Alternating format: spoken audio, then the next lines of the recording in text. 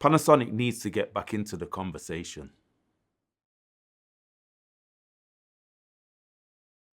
So IBC's just wrapped, and here's what stood out to me. Canon made noise with the C50, Nikon shocked everyone with the ZR, and Sony's FX3 is still the benchmark people are comparing things to, and Blackmagic somehow managed to bring their 2018 Pocket 4K back into the spotlight with ProRes RAW. And Panasonic, not a word. No interviews, no updates, no headline. For a company that once led the mirrorless video conversation, the silence speaks volume. That's worrying because the conversation itself matters. You can have the most capable camera, but if nobody's talking about it, if it isn't in the comparisons, it starts to fade. Look at the Jaguar EV controversy. Most of the people complaining aren't even Jaguar's customers, but it put Jaguar in the news cycle. It got people talking.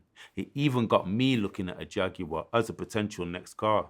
The point is simple. It's better to be in the conversation, even if it's uncomfortable, than invisible. And right now, Panasonic's invisible. And here's the frustrating part. Panasonic doesn't need to drop a brand new cinema camera tomorrow.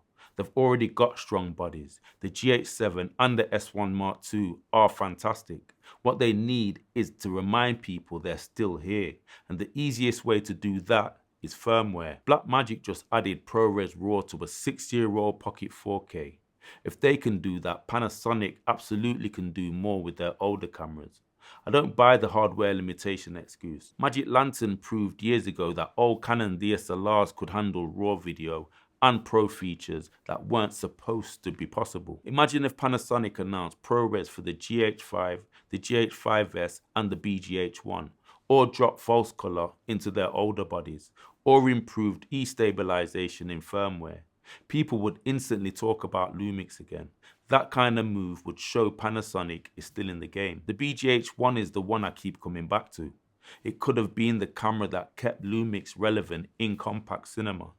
Box design, modular, light, the bones were there. But without internal ProRes, without serious monitoring and control options, it never became what it should have been. And here's another point. People often praise Panasonic as a company that supports their products with firmware.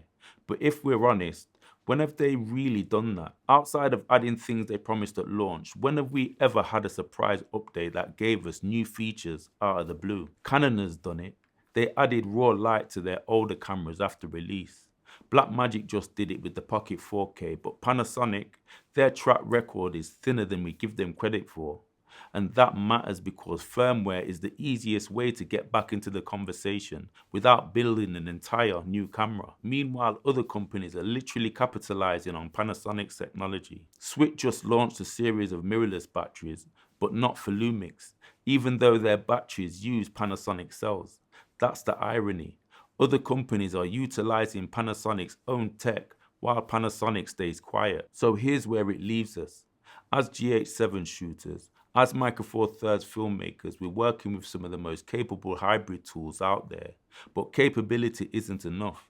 If you're not in the conversation, you're being left behind. Panasonic doesn't need to chase Canon's Cinema Ladder or Nikon's Red Connection tomorrow, but they need to act. Push firmware updates, add features people want, show they're listening, do something that gets Lumix back in the headlines. But right now, the silence is the loudest thing coming out of Panasonic.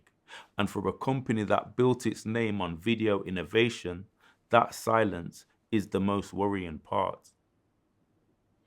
Thanks for watching.